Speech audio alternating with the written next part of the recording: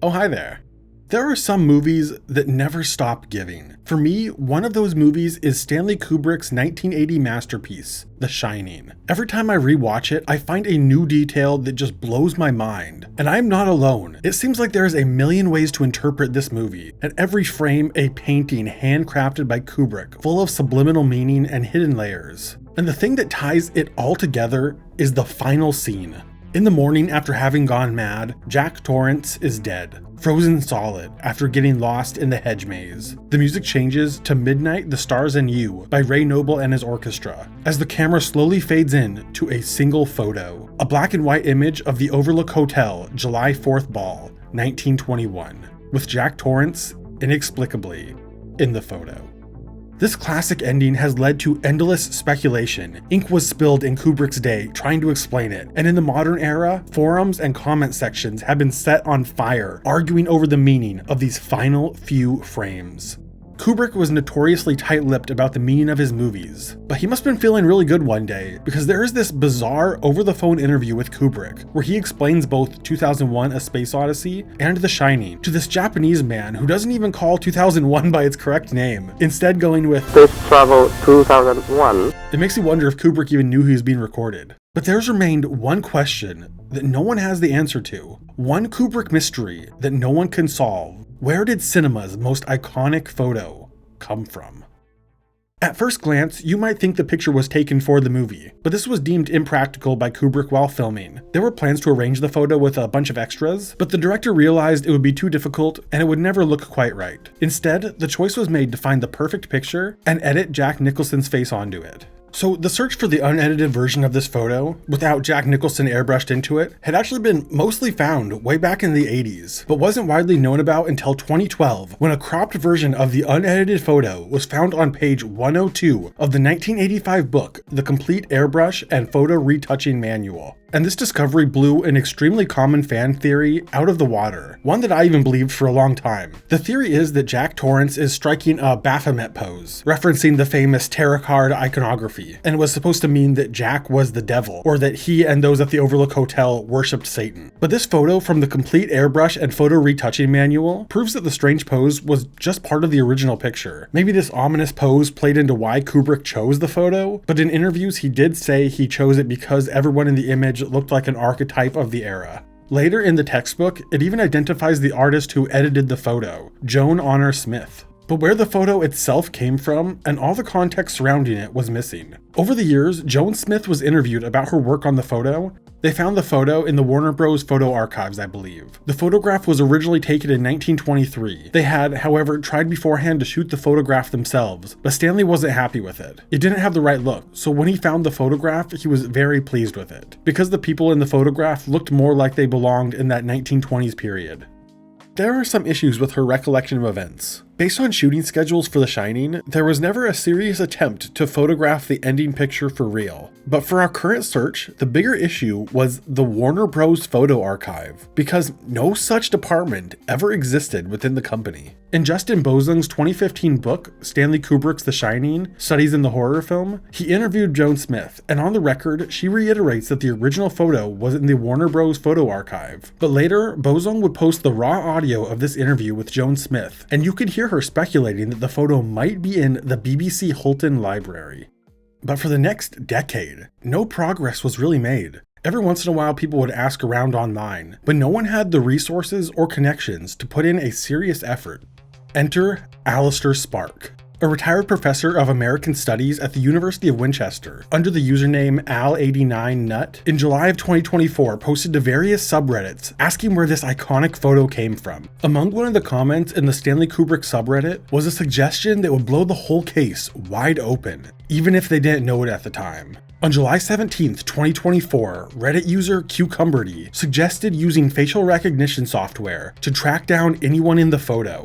Maybe if they had a name to go along with the face, they might be one step closer to finding the source. As it would happen, someone in the comments had a subscription to the facial recognition program PimEyes, the same program used to track down celebrity number 6. a user named Connor Plunkett. Connor only got one solid match, the man whose face was replaced by Jack Nicholson, Santos Kasani, a ballroom dancer from London. This match was confirmed when more pictures and even a video were found of Kasani, proving that he was the man in the photo. After Reddit, Sparks' next stop on the search was the Stanley Kubrick archives in London. Now, it's long been known that the original photo is not in the archives, but there were some clues. Sparks was able to find the photo of Jack Nicholson striking the Satan-esque pose to match Kasani's so it could be edited over him. This led Spark to find the man who took Nicholson's photo that day, on-set photographer Murphy Close, who proved instrumental in the search. Close was able to recall with absolute certainty that the original photo came from the BBC Holton Library, since, as part of his job, he had to visit Holton numerous times to pick up prints for Kubrick, confirming Joan Smith's passing comment that the photo was part of the BBC Holton Library. This was a monumental discovery, but it was deeply complicated by one major factor. In 1996, the BBC Holton Library was purchased by Getty Images, meaning that our iconic, long-sought-after photo was now just one of 94 million images held by the company in their massive collection. Sparks was able to get in contact with Getty Images to see if they could find anything that was licensed to Kubrick's production company, Hawk Films. Matthew Butson, the current vice president of Getty's archives, with 40 years of experience on the job, was a fellow Kubrick fan and became enthralled in the search, dedicated to find the mysterious photo. Butson quickly made an unbelievable discovery, a photo that was licensed on October 11th, 1978, that seemed to fit all the parameters. It was licensed by Hawk Films from the 1920s, and it even had Santos Kasani in it. But somehow, this was not the photo. It just coincidentally had the same guy in it. Both of these photos were considered for the final shot, but the unused photo included boxer Primo Carnera, and Kubrick thought he was too famous and it might distract from the point of the scene. It seemed like they were on the right track, but as the archives were being turned upside down and nothing new came up, hope dwindled. At this point, Spark began to speculate that the photo was lost. Maybe it was bought by an anonymous collector, maybe it was removed from the archives by Kubrick, or it could have even been mislabeled, making it nearly impossible to find among Getty's massive collection. But while Sparks was worrying, at the same time, Matthew Butson was hard at work, scouring the archives up and down in his free time. And on April Fool's Day, 2025, the search was over. He found the glass plate negative of the original photo, made famous by The Shining. The final piece of the puzzle was realizing that Topical Press was bought by the BBC in 1958, and all their photos had been re-indexed.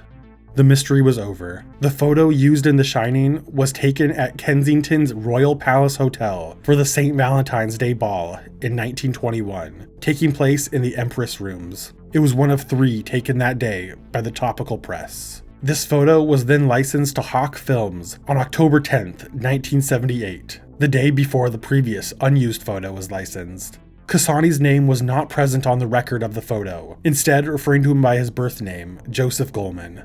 With the discovery of the mysterious photo, more details about Kasani's past came to life. Born Joseph Goldman in 1893 South Africa, he served in the British military, joining the Royal Air Force in 1918 and changing his name to John Goldman. He was involved in an aircraft accident the following year, requiring facial surgery, leaving distinct scarring. His obituary notes an artificial nose, but this was probably referencing reconstructive surgery and not a prosthetic nose. Goldman was then discharged in November of 1920, just 3 months before the photo was taken. His facial scars are notably fresh in the 1921 photo, but in later images seem to have healed. He would officially change his name to Santos Cassini in 1925.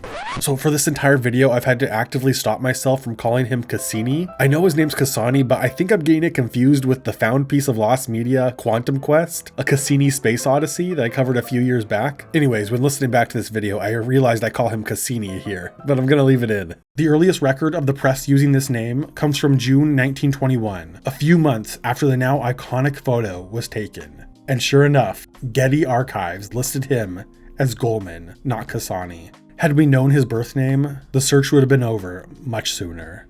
He died in 1983. He was alive when The Shining came out, but it's unknown if he ever saw the movie, and if he did, if he ever knew his body was used in it, or if he would even recognize himself in the edited photo. His war medals were sold on eBay UK in 2014. I've heard of people collecting old war medals, but I don't know, there's something that seems kind of disrespectful about it. It's better than throwing them away, but it all just seems kind of strange to me. I don't know, let me know what y'all think. The Valentine's Day Ball itself was organized by Miss Belle Harding, a renowned dance teacher whom Kasani studied under. Based on Kasani being front and center in the photo, it was long assumed that he was pretty famous, and while he was a renowned dancer in the 20s and 30s, he had just won first place at the ball's dance contest, and placed in front for the photo, not necessarily because he was the most famous in the room. This photo was licensed out a few other times since Kubrick, a pre-launch BBC Breakfast Time in 1982 and the BBC Birmingham in 1980. But so far, these have yet to be tracked down to prove whether the photo was actually used in the final cut. The Royal Palace Hotel was torn down in 1961 and replaced with the Royal Garden Hotel. There are very few surviving photos of the old hotel, and even less of the Empress rooms. But since the discovery of the Kubrick photo, more historical images of the hotel and its famous ballroom have been preserved. The mystery has been solved, but in many ways, it still continues. Again, going back to conspiracy theories, I mean, you can't make a video about Kubrick without half of it being dedicated to conspiracies. The photo does not include American bankers, Woodrow Wilson, financial elites, or Satan worshippers like were suggested in the past. But the question now is, who is in the photo? Substantial progress has been made in identifying each individual, but there are still many figures in this photo who have not been identified. I'll leave a link to a Reddit thread where users are trying to identify the remaining folks in the picture, if you want to try your hand at it. And with that, I think it's time we wrap up. Thank you so much for watching. This video was made because of viewer suggestions, so if you have an idea for a video, let me know in the comments, and it just might happen one day. Big shout out to everyone who supports me over at patreon.com/allthingslost, including Miss Dana, Michael Blount, Matthew Lager, Can You Say Rocco Mafleur, Vinny Cataldo, and Simon Zen. Thank you all so much. This is Mike with All Things Lost. I'll see you soon.